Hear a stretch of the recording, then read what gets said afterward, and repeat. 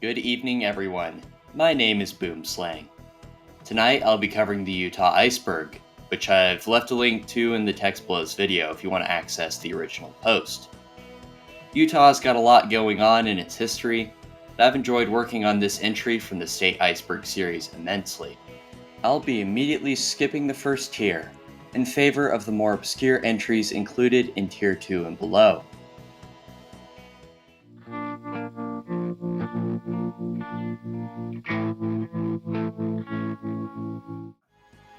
The 2020 Monolith. In the midst of the pandemic, a steel monolith measuring either between 10 or 12 feet, depending on the descriptions, was seen in the desert in Red Rock County, Utah. In November 2020, a helicopter that was assigned to count sheep detected the silver object on the floor of an isolated canyon. In a DPS video, workers examined the site while commenting on the fact that they were the first people to encounter a potential alien artifact.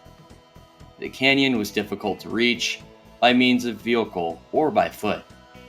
The Department of Public Safety claimed that they had no idea as to when it had arrived in the canyon, but Reddit members, using Google Maps, quickly discovered that the prism had been installed in that location sometime between the late summer of 2015 and the fall of 2016.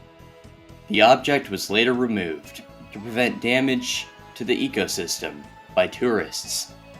Other monoliths were discovered in the same time frame in California and Romania. The Californian one was pulled down by another group before being replaced the next day by another monolith. A group of artists who were known to work with metal claimed responsibility for the Californian one, saying that it was a project, a fun break from the monotony of the pandemic.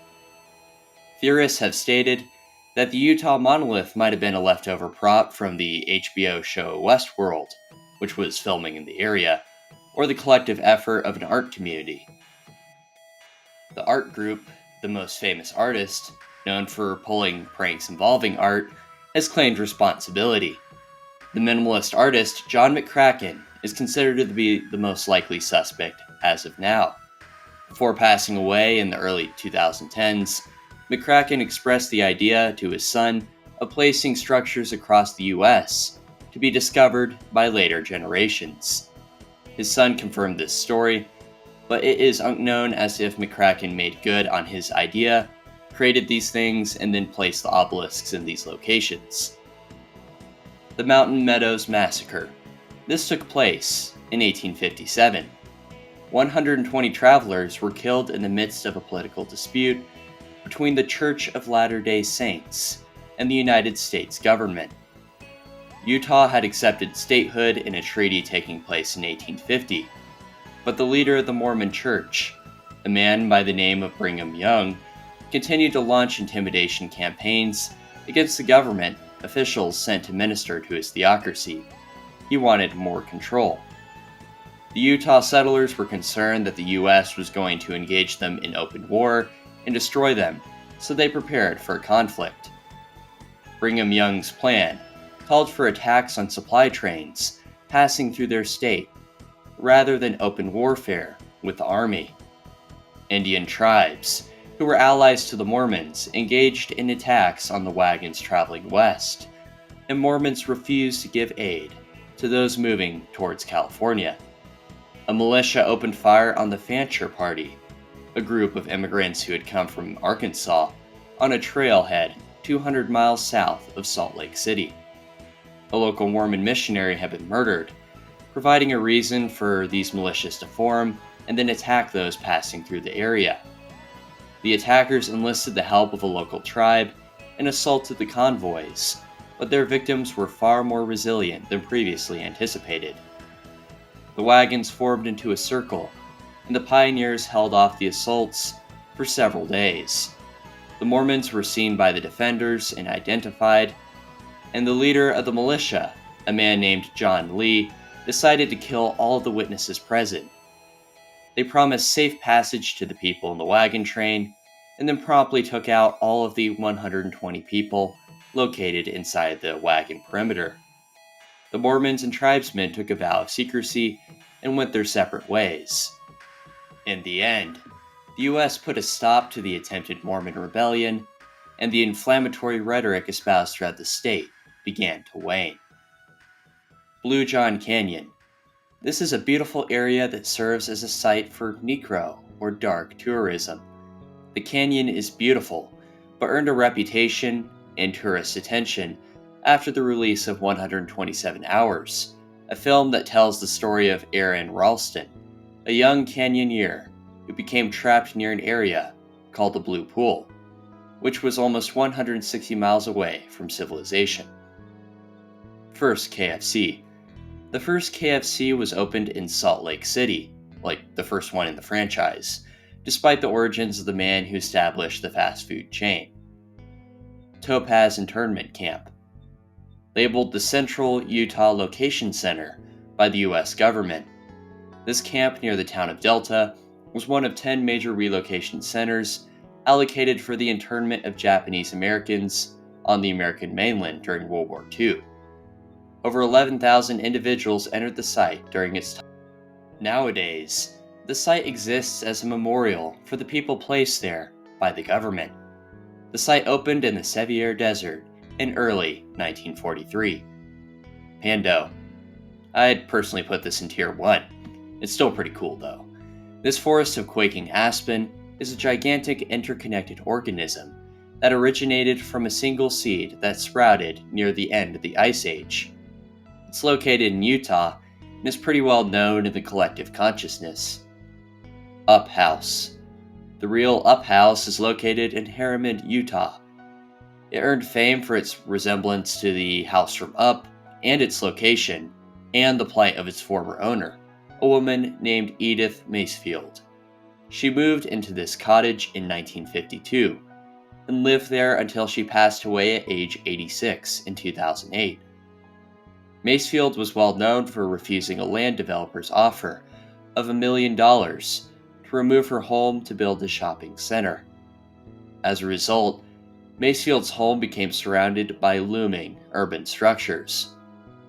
After her death, the structure was left intact despite attempts to prevent that and remains in the same place to this day. Spiral Jetty. Located on the northeastern shore of the Great Salt Lake, this art installation was constructed in 1970 by the artist Robert Smithson.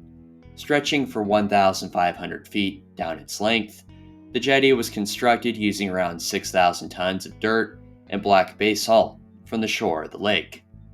The artist intended to let the jetty be alone and wanted to watch entropy take place on its structure over time. Over time, it will fade away into its surroundings, and has begun to do so.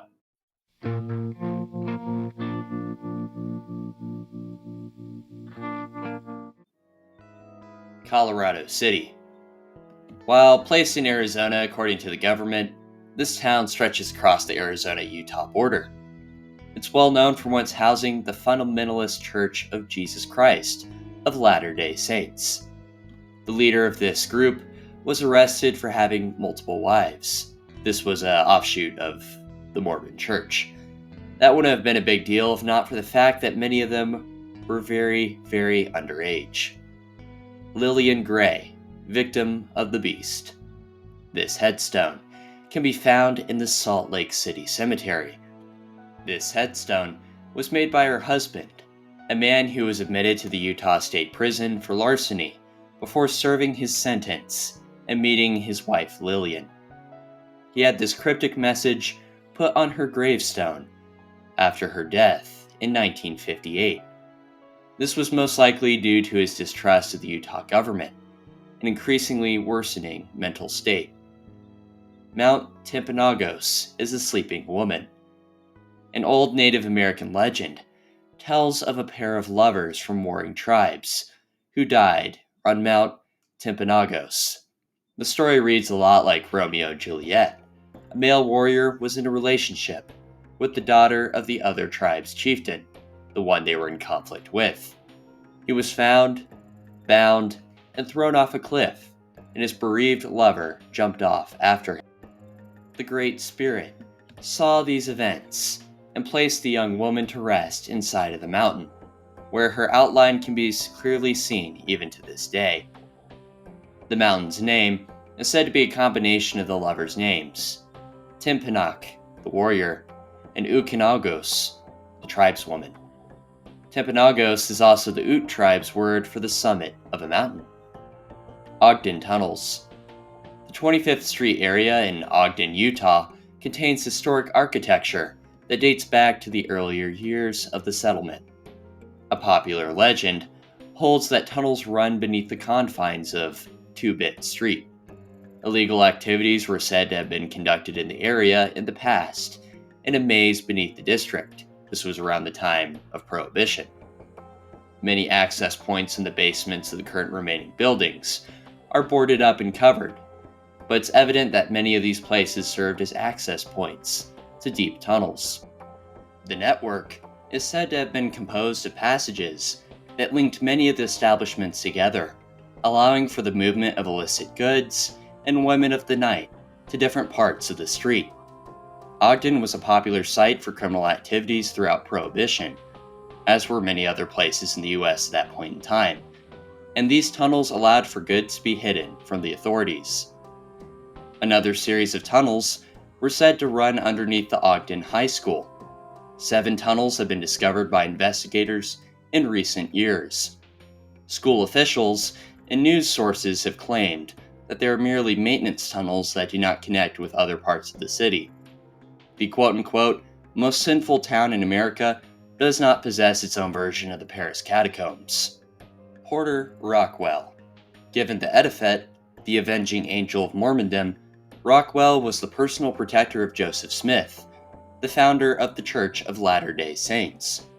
Born in Massachusetts in the 1810s, his parents were the neighbors of the family of Joseph Smith. Rockwell sold berries and wood to assist Smith in publishing the Book of Mormon. The Rockwells followed Smith to New York, and Rockwell was baptized at the age of 16 and became the youngest baptized member of the new religious group. After the relocation of their headquarters to Ohio, Rockwell was sent to the designated gathering place for church members in Missouri, as the church prepared to move out west. He married his first wife and became extremely proficient at the use of firearms. Of course, these two events were related. Later on, after a suspected assassination attempt by Mormons against the Missouri governor, conflict broke out between the Mormons and the Missourians, with the Missourians evicting church members from the state. The government there issued a statement condemning the church. In 1842, Rockwell was blamed for the murder of the governor and placed in jail for 8 months. He was later released due to a lack of evidence of the crime he was said to have committed. During this time, he grew his hair out long, so much so that his friend Smith had trouble recognizing him when Rockwell appeared. After a reunion, Smith declared that if Rockwell remained faithful and kept his hair uncut, he would never suffer death from a bullet, a phrase that parallels the story of Samson in the Old Testament. Smith was assassinated in 1844.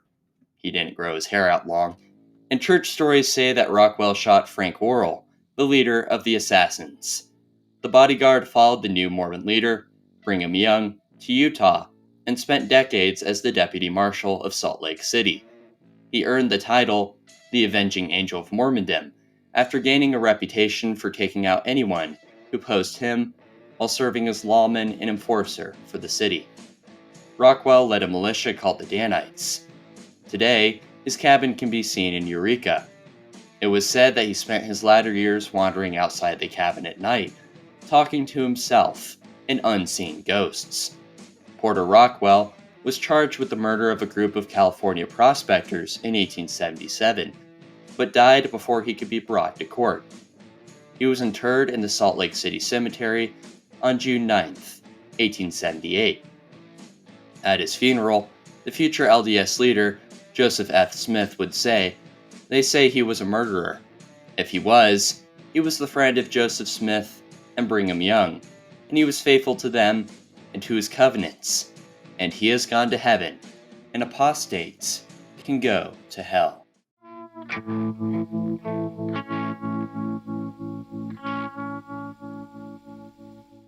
Tunnels of Salt Lake City. Like many other American cities founded throughout the 19th century, Salt Lake City features an extensive array of tunnels. One of the more well-known networks are the ones beneath the private Salt Lake Temple and the LDS headquarters. In 1911, a Prussian immigrant named Gisbert Bassard snuck into the system and took many photographs of the interiors of these underground spaces. This generated public interest, but the LDS Church decided to release their own photos of the tunnels to the public, to steal Bassard's thunder. Some of the tunnels are currently open to LDS members, and are used to provide covered places for people in the church to travel. I believe that there's a lot more going on in these areas than meets the eye, but there was little information or statements out online as to what the tunnels are used for, besides providing quick travel between buildings. A lot of stories circulating the internet told of swaths of these areas being easily accessible, while other stories suggest that the networks extend far deeper and cover a greater area than recorded in media. Hobbitville. This was a popular urban legend that was perpetuated throughout the latter half of the last century in the area around Salt Lake City. It was described as a block of houses inhabited by hobbits who would attack those who passed through their area. The real-life basis for this myth is Allen Park, located in the Sugar House district of the state capital. A general practitioner named Dr. Gregory Allen bought the 8-acre section of property in 1931. He was loved in the community and spent his free time developing the area and placing creatures such as reindeer, elephants, and peacocks in his estate. Allen later helped establish the Tracy Aviary and Hogle Zoo. Later on, during his life, he built small homes around the property and would rent them out to artists, local college professors, and students, groups that he eagerly wanted to support. These dwellings were tiny, with child-sized appliances and furniture. The doctor passed away in 1961, and the site was abandoned, leading to the proliferation of stories about the place. Tolkien's stories were in the forefront of popular culture, leading to the name Hobbitville. Grafton. Grafton is a ghost town located in a field near the Virgin River, an area south of the border with Zion National Park. Grafton was established in 1859 by an offshoot group of settlers that came from the settlement of Virgin, 7 miles to the west. The community grew, but the population began to decline in 1907 after people left for the larger settlement of Rockwell. The town continued to dwindle and was left abandoned in 1944. 5 buildings remain out of the original 30, and a small neighborhood and a cemetery are located close to the site. Fantasy Canyon. This entry is a canyon full of intricate structures carved out of the rock from long periods of erosion. Located in the Uintah Basin south of Vernal, the site is open to the public. Nutty Putty Cave. This formerly popular spelunking site was closed in 2009 after a spelunker named John Edwards Jones became trapped and entombed within. He, along with a group of friends and family members, went on an expedition into the cave during Thanksgiving break. Jones was 26 years old and was a married man with a 1-year-old daughter. He was attending medical school at the time and had come back to his home state from Virginia to hang out with his family.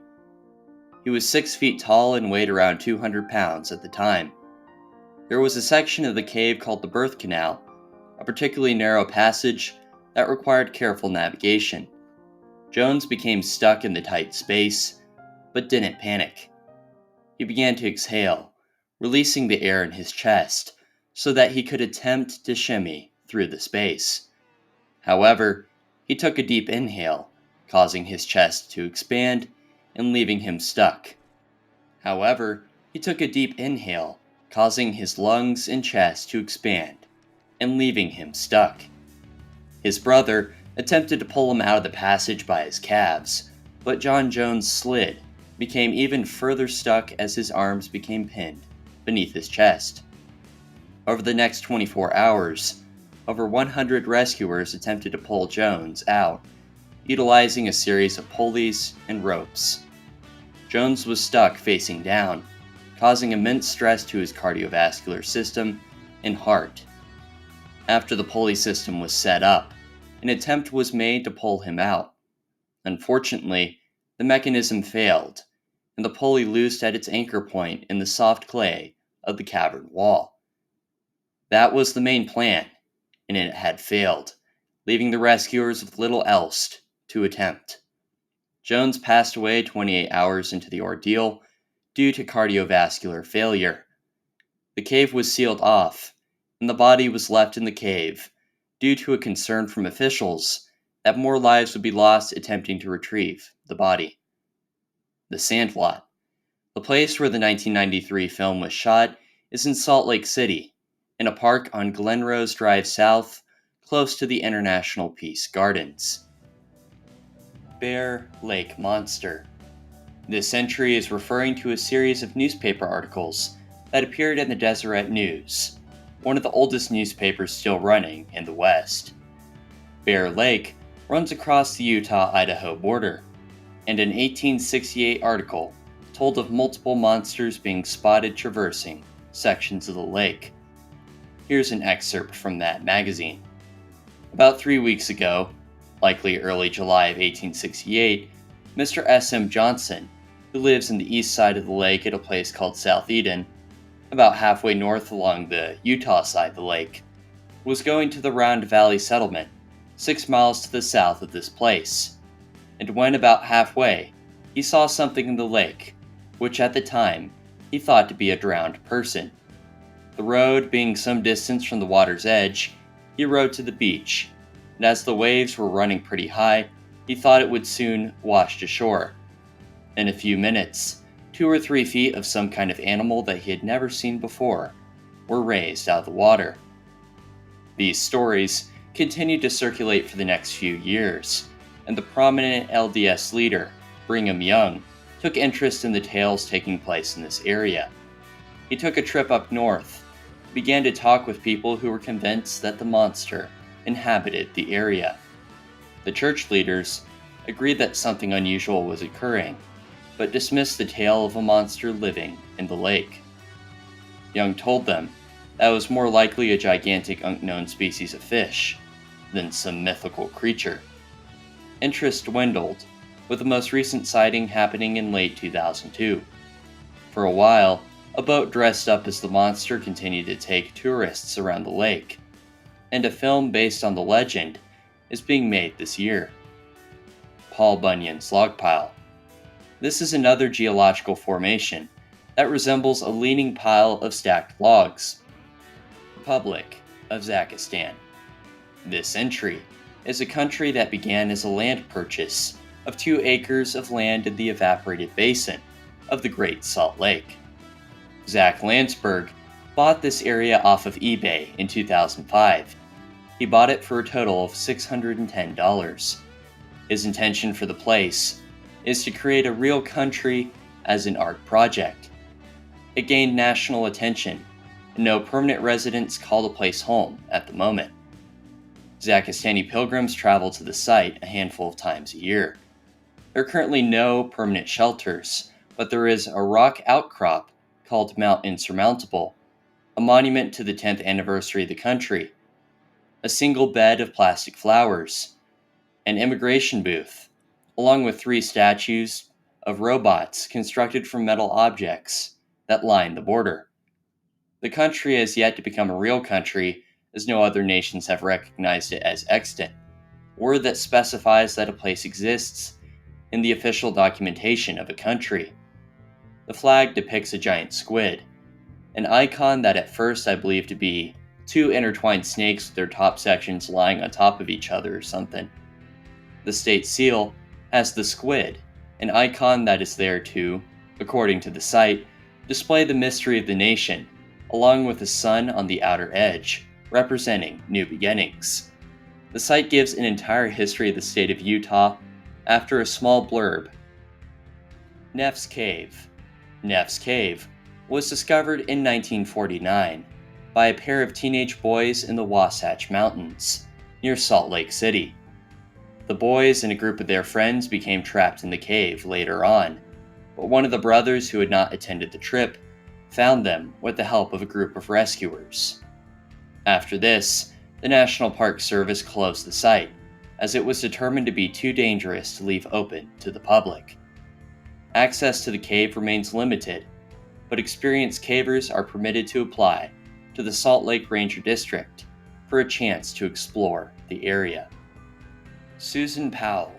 Susan Powell was a broker at a local Wells Fargo bank in West Valley City, Utah, and was married and the mother of 2 young boys.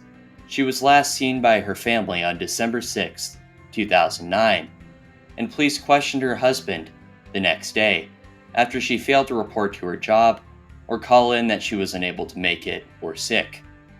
Her husband, Josh Powell, claimed that they had gone camping the previous night.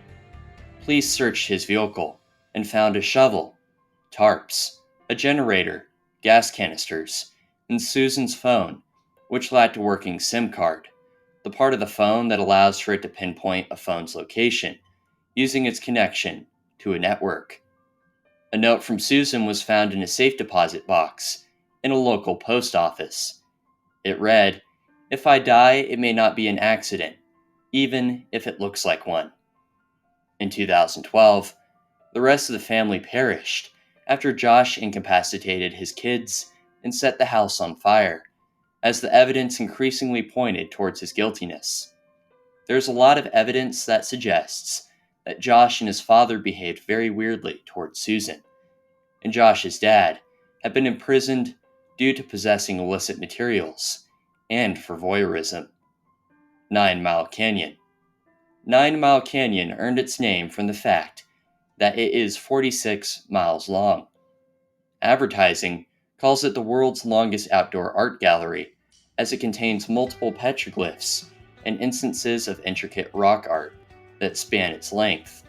Some of the art has been either damaged by erosion or covered over by other pieces of rock art in the distant past, but many scenes of great hunts and various creatures remain intact. The area leading into the canyon has been partially paved with asphalt to keep down the dust of vehicles passing through, ensuring an additional layer of protection for the petroglyphs. The ghost town of Harper lies in the midst of the canyon, presenting another place to explore. Pink Floyd, the Flamingo.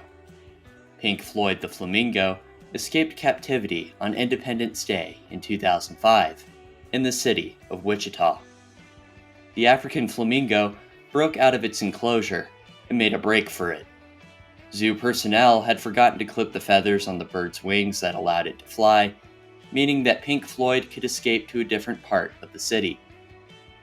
He was found in a drainage ditch, but as daylight began to fade, a storm passed over the town, allowing for the flamingo to escape.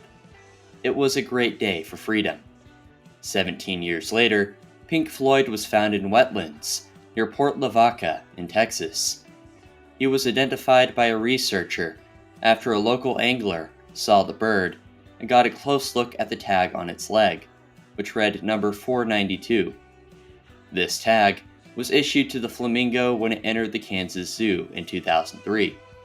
Pink Floyd is estimated to be around 20 years old, and flamingos typically live for around 40 to 60 years, meaning that he potentially has many more years to live out in the wild. The thing is, there's actually another more Utah-relevant flamingo named Pink Floyd out there. There's something in that name. The original Pink Floyd flamingo escaped from the Tracy Aviary, a place that was partially founded by the Doctor for the Hobbitville entry. He too had managed to avoid having his wings clipped. Pink Floyd escaped to the salt flats in 1988 and adapted easily to the environment. His breed was from Chile and is well known for harvesting brine shrimp and living at high elevation salt lakes. The Great Salt Lake has plentiful brine shrimp and closely matches the lakes found in that part of Chile. He was last seen at the Great Salt Lake in 2005. American Fork Canyon is haunted. Edver Hines was a hermit who lived in the upper reaches of the American Fork Canyon in Forest City, a ghost town above the Tibble Fork Reservoir. In the 1870s, this area was a popular site for mining, and Hines was rumored to have spent the most time of any person in the mining area working on claims. Hines continued to dwell in the area after the end of the mining boom, despite the harsh winters and the limited access to food. Hines was found in his cabin, barely alive and severely weakened by malnutrition. The two men who found him took him back to their shelter and fixed him a meal. He ate copiously and insisted that he could go back to his cabin on his own. They sent him back with food supplies and allowed him to go back home. They didn't hear from Hines for a couple of days, so they went to go check on him. He had died from eating too much food. His headstone can be found in the nearby American Fork Cemetery. It said that he continues to stalk the canyon boundary, looking for a meal.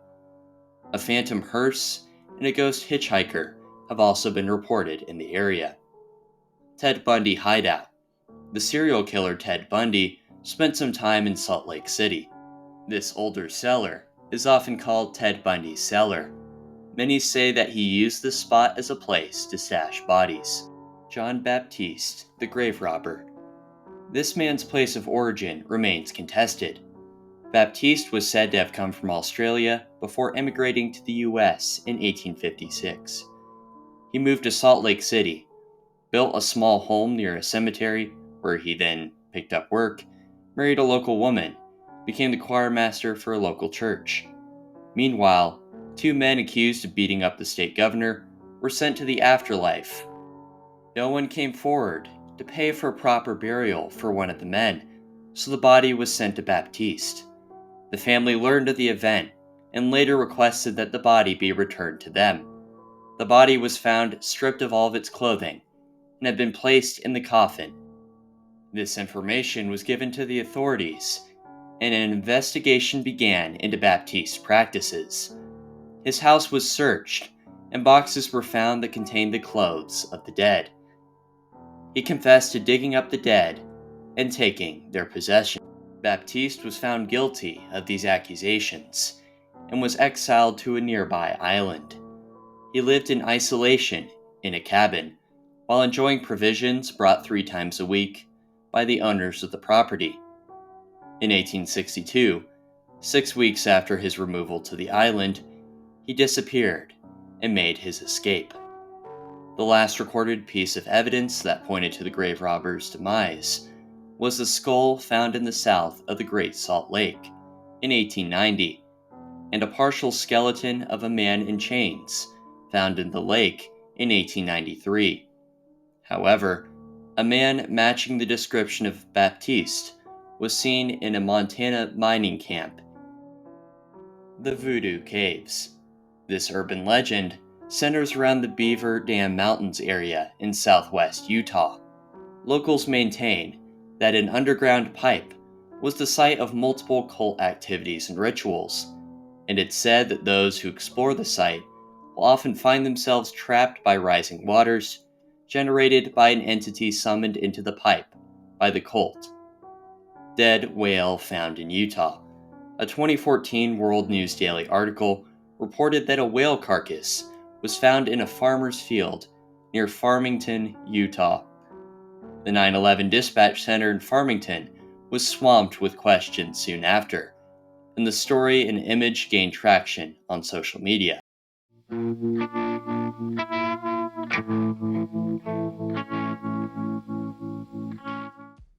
The Granite Mountain Records Vault. Located in the Wasatch Range near Salt Lake City, this mountain vault was the source for the material that was used to build the Salt Lake Temple and LDS Conference Center. The LDS Church constructed this vault in 1965 as a secure place to store and protect important records, including a massive cache of the founding Smith family history. The climate-controlled facility includes shipping docks, a microfilm restoration facility, and administrative offices, all sheltered by 600 feet of rock. The primary entrance is protected by a 14-ton blast door for protection against nuclear explosions.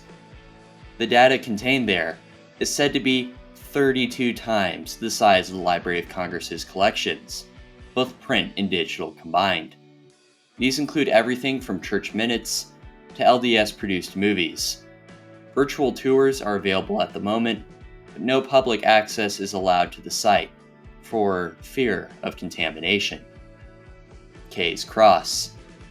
A crude cement stone cross standing 20 feet tall used to stand in the town of Kaysville. It was marked with a capital K in the middle. It was said that a polygamist murdered his wives and buried them around the base before exiting the lobby. Small animal bones were said to line the base. Generations of teenagers visited the site to see if it glowed with pale light and heat when a full moon was out. A woman named Linda Arnold, who grew up in the area during the 60s, described the size of the cross. I was shocked the first time I saw it, because it was so large. The horizontal part of it was the size of a casket. We thought for sure there were bodies inside the cross. Another local who grew up on the border of the property that contained the cross said, "Only go to Kay's Cross if you want big trouble." People in the area viewed it as either a supernatural source for evil, or at least a place that attracted dangerous individuals. Photographs of the cross were banned, lending more intrigue to the site. The cross remained in place until the middle of February 1992. Locals heard a loud boom, and authorities found the cross destroyed. Research revealed that around 80 pounds of dynamite were placed at the base and detonated. No arrests were made, and police believe that the owners of the property destroyed it after becoming aggravated by the amount of attention they were receiving. It's got a lot of interesting stories surrounding its creation demise, both very dark and very creepy, so definitely look into Kay's Cross if you'd like to know more. Mormonism and Freemasonry. These two groups share some similarities. LDS church leaders believe that Masonry resembles their own structure in multiple ways. The LDS statement holds that Masonry is a degeneration of the priesthood, that the LDS are the only followers of the old priesthood. Both groups feature similar ordinances for their members, and many of the founding members of Mormonism were members of the Freemason order. Route 666. As you might imagine, this route got a lot of superstition and stigma from those who went on it. In 2003, officials from New Mexico and Utah got together to make a new name for the route to avoid the paranoia surrounding the number. Travelers were taking alternate routes just so they could avoid the highway. A film called Route 666 was released in 2001, which might have affected the views of those traveling through the region. Later in 2003, it became Route 491. Locals and state authorities have worked hard to encourage the use of the road, but the highway is still said to have supernatural events occur regularly. One legend says that skinwalkers inhabit this stretch of the highway near New Mexico and Utah, often appearing as animals and standing in the road to drive incoming traffic off of it. They are said to sometimes appear in the back seats of cars to prey on their selected victims. The Dugway Sheep Incident. This entry was an incident that took place on March 14, 1968. A local sheriff in Toole County was called out to a local pasture, where he witnessed the sight of thousands of bodies of dead sheep. Over 6,000 sheep had died from exposure to chemicals that had leaked from an Army biological and chemical weapons testing facility 27 miles away. By the way, this event probably inspired a scene from Close Encounters of the Third Kind. After an investigation from a Utah senator, it was revealed that a jet had deployed a VX nerve gas mixture across the Dugway area, accidentally. The gas caused muscle paralysis, and a dose as low as 10 milligrams could kill an individual easily. The jet had originally been conducting testing far away over Army property, but a chemical tank malfunctioned and released the gas high in the atmosphere, allowing it to drift and settle on grass that was being eaten by grazing sheep. Jardine juniper. Utah just doesn't have the ancient superorganism Pando. The Jardine Juniper Trail, located near the town of Logan, leads directly to an ancient juniper that is over 3,000 years old, the Kingston Clan. This splinter group of LDS dissenters were founded in the 1920s. They have strong connections to the story of Kay's Cross from a few entries ago, so definitely look into them if you're interested in that story. Kingston was a prominent leader of an LDS breakaway front. A couple of weeks after his excommunication from the church, Kingston said that he received a vision of Jesus and the Father. He took this vision to mean that God approved of his decision to break away. Charles Kingston's decision was partly caused by the ideas of his son Eldon. Eldon had convinced a group of other churchmen to join his breakaway movement. Eldon's ring believed that the LDS Church was tarnished. Eldon elected himself as a priest and established a regimented community that utilized a command structure that closely resembled the format for many cults. There's a lot going on with the Kingston group, and many survivors who left the church have filed against it, calling it a brainwashing cult. Fremont Island Cross Artifact. Fremont Island was on the forefront of the settlers' explorations into the Utah Territory in the early 1840s. Christian explorers beat their Mormon counterparts to the Salt Lake Valley and the islands beyond. They were unimpressed when they reached the islands on the Great Salt Lake. Fremont, the leader of the group, gave the site the name Disappointment Island. One member of the party, named Kit Carson, carved this cross as a sign of who had showed up to the area first. Jordan River Piranhas. In 1992, a fisherman was fishing near a bridge at 2100 South in Salt Lake City when something began to pull on the hook at the end of his rod. He thought it was some other species at first and put his thumb in the fish's mouth when he caught it. It nipped his thumb, and the man realized what he was dealing with. The piranha was 11 inches long and weighed around 11 pounds. Piranhas continue to be found in the river every once in a while. Red beryl.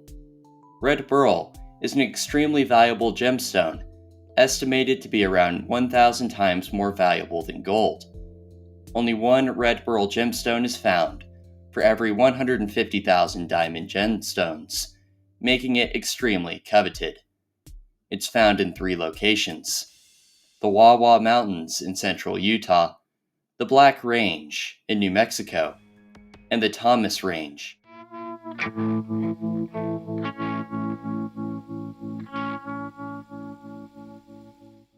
Mormonism and Bigfoot. Contrary to the myth I covered in my Cain is on the Moon video, Cain is in fact Bigfoot. This LDS myth was popularized by the LDS apostle, David W. Patton. Here's an excerpt from the man's description of an encounter with Cain that was said to have occurred in 1835. As I was riding along the road on my mule, I suddenly noticed a very strange person walking beside me. His head was about even with my shoulders as I sat on my saddle. He wore no clothing, but was covered with hair. His skin was very dark. I asked him where he dwelt, and he replied that he had no home, that he was a wanderer in the earth and traveled to and fro. He said he was a very miserable creature, and his mission was to destroy the souls of men. This excerpt was published in a 1969 book called The Miracle of Forgiveness. After a string of Bigfoot sightings in 1980 around South Weber, the site where the 1835 encounter was said to have taken place, Mormons began to connect this description of Cain to the figure of Bigfoot. White Horse Prophecy. This is an alleged vision seen by the LDS founder, Joseph Smith. For context, this prophecy was found to have been written over 50 years after Smith. It's an embellishment of a variety of statements made by the great leader over the years. One of the primary points of the prophecy was a statement that the Constitution would one day hang by a thread, and that the Mormons would be the ones to rise up and protect it. In the end, a white horse, representing the church, and a red horse would unite to save the US. It's unknown as to what the red horse represents. White Horse Prophecy would be a good stoner rock band name. To be honest, I'm disappointed that no one has utilized it yet. The Dream Mine.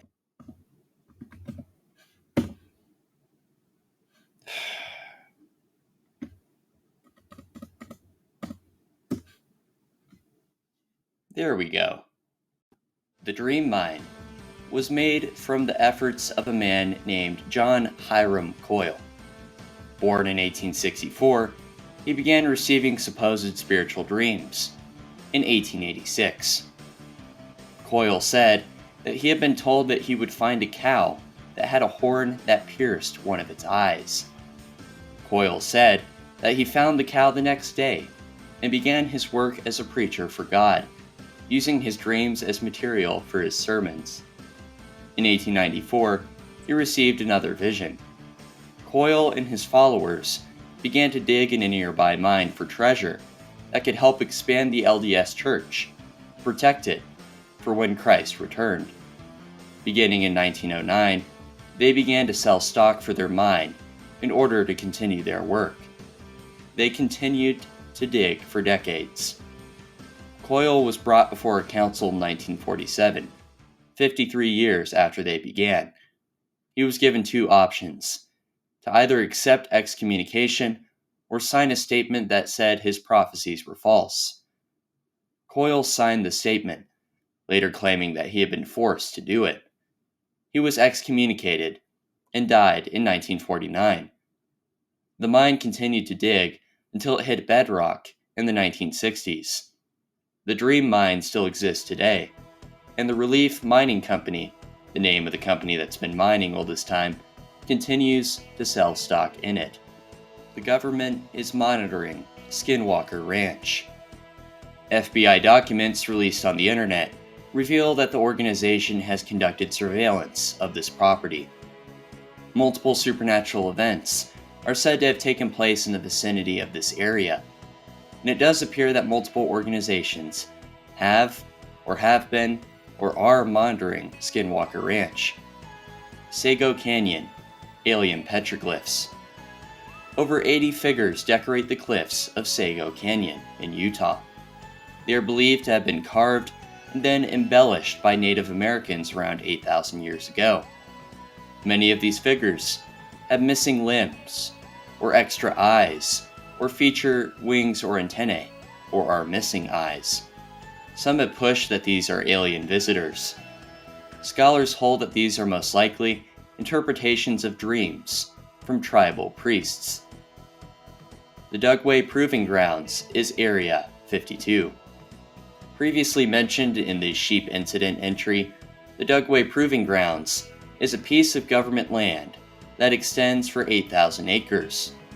Biological and chemical agents are tested, allowing for procedures and training to be given to soldiers to counteract biological or chemical attacks. Emergency responders are also given courses that allow them to be more prepared in the event of an attack. After looking at photos of the facility, I believe that if an apocalypse of zombies or supernatural creatures like the Passage was to happen, it would begin in a building that looks like this.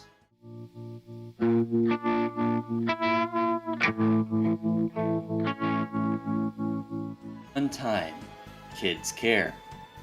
This entry refers to a daycare said to be the cover for something more nefarious.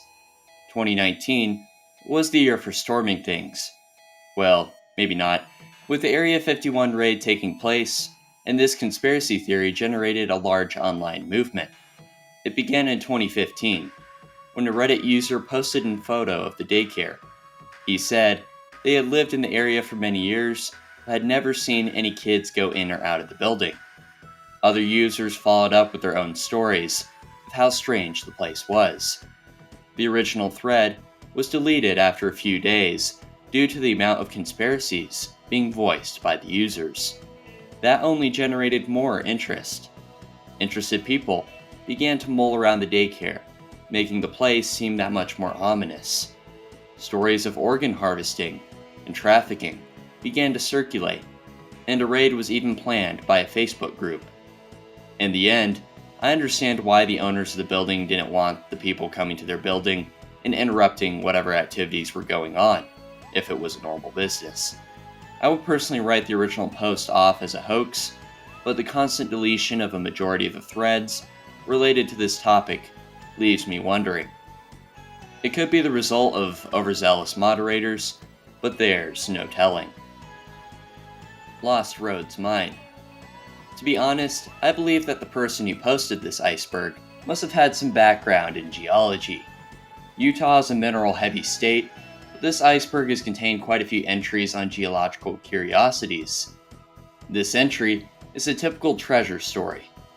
The Rhodes Mine was once a great gold mine found by Rhodes, a member of the Mormon Battalion, who arrived in Utah roughly a year before the contingent led by the LDS leader Smith.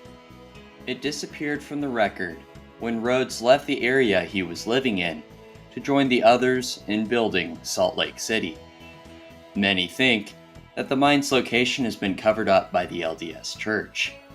These Native American occupied areas contained a tract of gold said to dwarf the claims made in California at around the same time. Rhodes took a small portion of the gold and donated the rest of it to the church. He continued to scout out places ideal for mines until his death in 1869. The location of his find remains wreathed in legend. Utah Lake Gator. In 2017, a fisherman reported catching an alligator in Utah Lake. This was later found to be false. The real question that remains is if local authorities should be concerned about crocodiles. You never know, the alligators might have been a distraction ploy for potential crocodile takeover of Utah. Dumbs.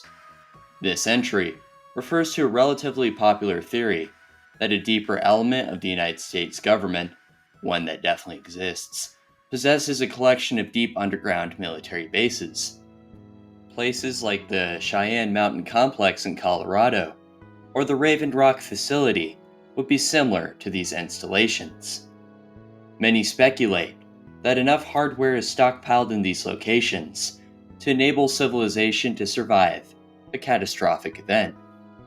This is probably on this iceberg because Utah might harbor multiple government locations deep underground.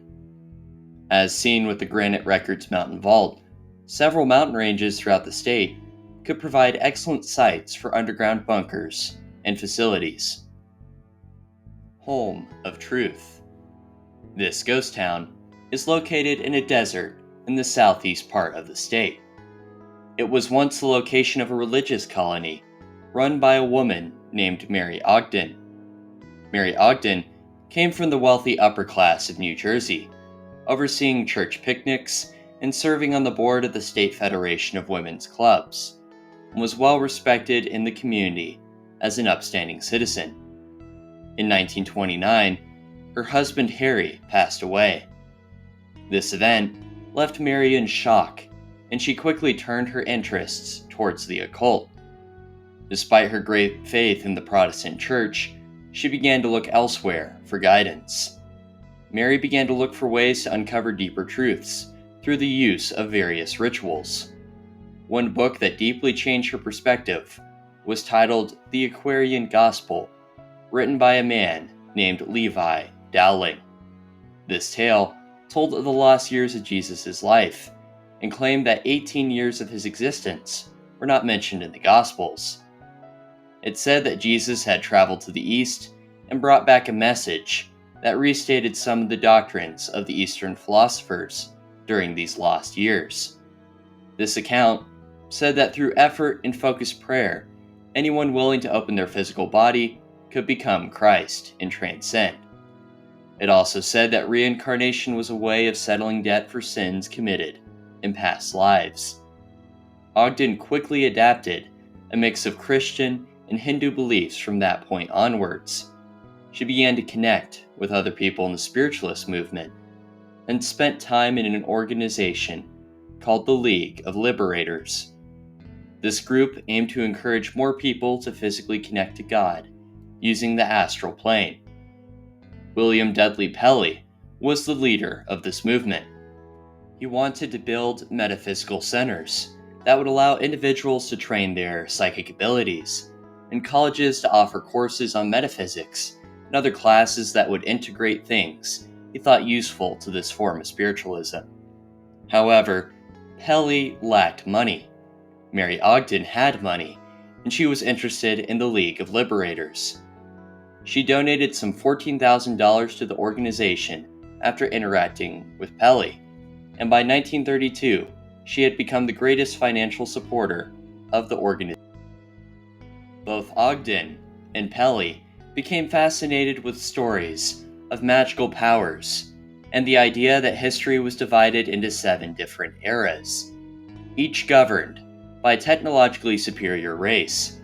As you might imagine, their beliefs began to intersect with many people who were affiliated with a certain party in Germany that would initiate the Second World War.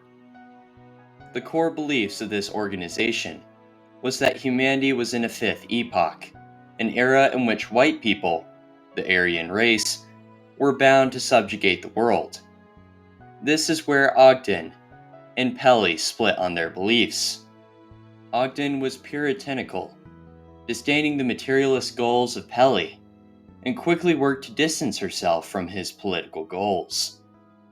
Pelley was quickly entering the sphere of Nazism. He wanted a theocracy to rule America and subjugate other races. They split in 1933. Pelley went on to found a paramilitary organization that aimed to overthrow the U.S. government, and was later arrested for treason in 1942. Mary Ogden went on to publish over 60 religious tracts. She claimed that God had told her what to write, and she had simply transcribed what she had heard from him. In 1932, she founded the School of Truth, a religious group, and toured the U.S., giving lectures promoting her occult practices. While in Idaho, Ogden said that civilization would soon be demolished by a series of natural disasters. She said that she would go west and found a colony for the righteous. Her followers searched for ideal locations, and the cult settled in a 1,000-acre plot called Dry Valley. The place was unsuitable for producing crops, as it experienced drought and floods throughout the year. However, the cheap price for the property and the remote location aided the group. Including Ogden, a group of 22 people moved out to the location. Ogden ordered the property to be divided into 3 sections: an outer, middle, and inner portal. Each portal contained a few scattered clusters of buildings, isolated by the desert. The members of the camp continued to survive the harsh conditions, preparing themselves to reclaim the earth once the apocalypse arrived to extinguish the outside world. No meat, alcohol, or personal property were allowed on the property. The group continued to farm and work odd jobs in the area, even sometimes going to the nearby mountains to pan for gold. Ogden started a newspaper column soon after. Later on, through numerological studies of holy books, Ogden became convinced that her house was at the exact geographic center of the Earth's axis, and that Christ would arrive at a location 20 miles away from the camp. A year later, in 1935, the camp increased to include over 100 members. People continued to come and go from the area, which made establishing a structure for command difficult, and many began to engage in banned activities, such as eating meat or imbibing alcohol. Later that year, an elderly member of the community named Edith Peshak, suffering from terminal cancer, passed away. Ogden wanted to preserve her reputation as someone who could prevent death and aid in salvation, an image she had cultivated carefully with her followers. So she said that the person's body was simply in stasis, and that they would come out of it during Judgment Day. She told some of the members to mummify the body, therefore preserving it from decay, and even ran a newspaper article where she posted an interview with the spirit of Edith. Rumors about the corpse spread, and soon a state attorney and a local county sheriff arrived at the camp to see what was going on. They found the body preserved in remarkably good shape, and decided to avoid pressing charges. Media attention grew, and many newspapers from around the country visited the camp to write stories on this strange cult that was performing rituals on mummies. Over the following 2 years, the cult lost half of its members. Ogden was eventually required to provide a death certificate, but did not send the body to the state. She had it cremated. Her authority was undermined, and her predictions had not come to fruition. Ogden's group fell apart, and she was left with a vast tract of land, and no one left to work it. She sold the site and left for the town of Monticello, Utah, where she worked as a piano teacher to survive financially. Mary Ogden passed away in 1975. Mormon Church and Extraterrestrial Connections. In the Book of Mormon, in a part of the scriptures called Moses 1, Moses receives a vision from God about the innumerable stars in heaven. Here's a couple excerpts. For behold, there are many worlds that passed away by the word of my power, and there are many that now stand, and innumerable are they unto man. But all things are numbered unto me, for they are mine, and I know them. Moses 1:35. And as one earth shall pass away, and the heavens thereof even so shall another come. And there is no end to my works, neither to my words. Moses 1:38. You could say that last part of the last sentence again. I'm in complete agreement. Parts of Mormon doctrine state that God was once a normal mortal on a distant planet, and then ascended to become what he now is. This illustrates how different Mormonism is from the beliefs of the Judeo-Christian religions. Many LDS thinkers believe that extraterrestrial life resembles us, as we resemble God, and therefore the planet God came from most likely has beings that look like humans. Angels are said to be extraterrestrials as well. Overall, aliens are mentioned sparingly in the LDS Gospels, but are definitely part of their perception of the universe.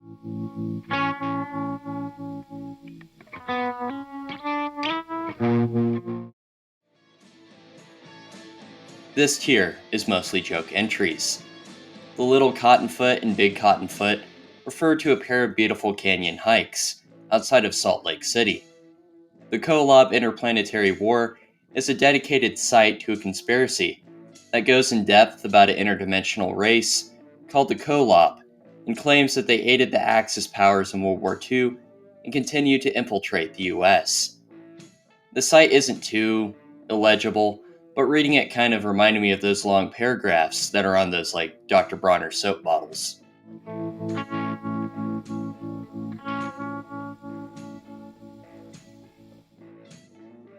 Bonus tier. In my more recent iceberg videos, I include a bonus tier.